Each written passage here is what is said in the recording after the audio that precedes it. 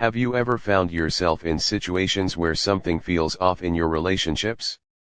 How does the puzzle of your thoughts fit into the broader picture of the world, especially when it involves the people around you? Today on PsychoGeotalks, let's dive into a common yet often misunderstood phenomenon: manipulation. Ever get that gut feeling that someone might be pulling the strings, steering your actions or feelings in a certain direction? Join me as we peel back the layers of manipulation in everyday life. We're not just scratching the surface, we're simplifying the complex, making it relatable for everyone. But here's the exciting part: we're not just here to spot manipulation, we're here to empower you with knowledge. Stay tuned as we demystify the art of manipulation, explore its everyday manifestations, and give you the tools to navigate these subtle waters. It's your crash course on understanding and dealing with manipulation right here on PsychoGeotalks. 1. Unexplained unease. Consider finding yourself in a social scenario where, despite the overall friendliness, interacting with a specific person leaves you with a subtle discomfort. This unexplained unease may manifest during a social gathering, prompting you to pay attention to your gut feelings. These sensations could be early signals indicating potential manipulation. Perhaps it's a combination of subtle cues, a certain tone, body language, or inconsistent behavior that contribute to this discomfort. In your experience, what specific cues or behaviors have you noticed that contribute to this unexplained unease? 2. Excessive flat.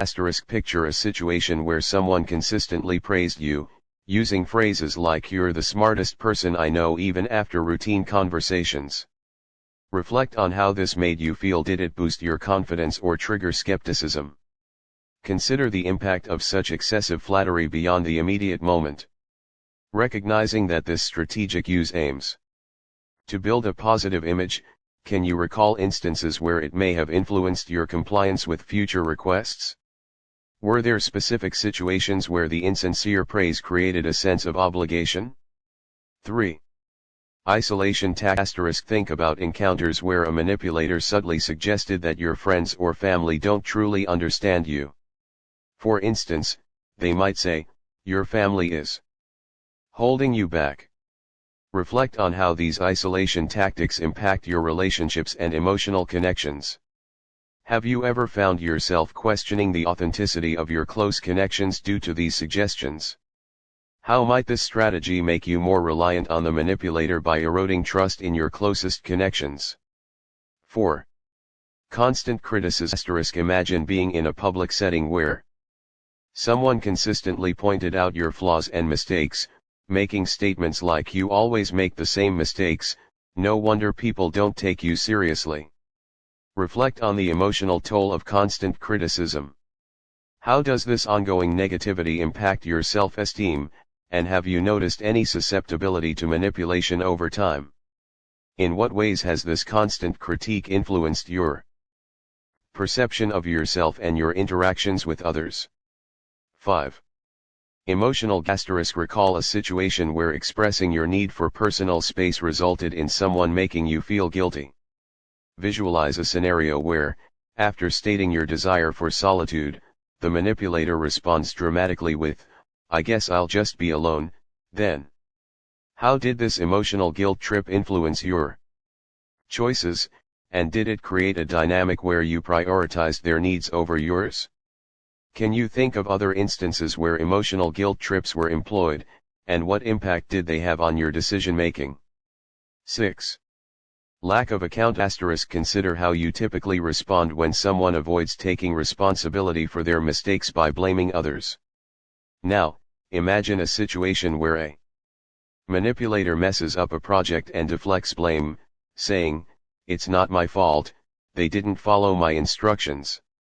Reflect on the impact of this lack of accountability on the narrative and the manipulator's ability to maintain control. Have you observed instances where the manipulator successfully shifted blame, and how did it influence the perception of their actions? 7. Conditional. Reflect on experiences where affection felt transactional, coming with expectations or strings attached.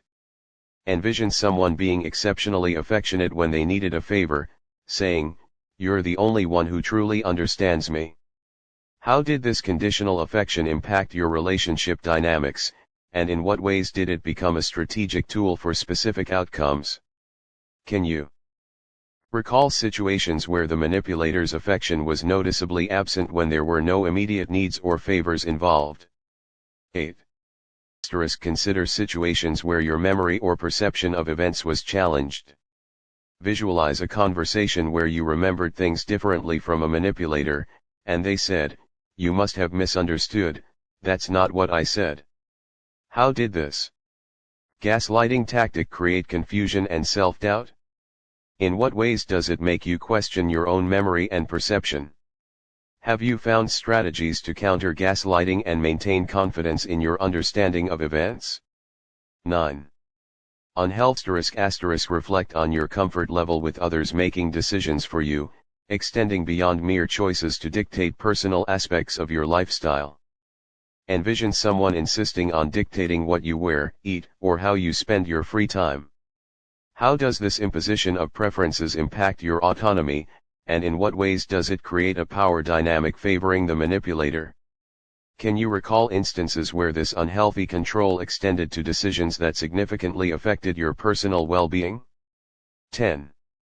Consider the significance of receiving genuine understanding and empathy during challenging times.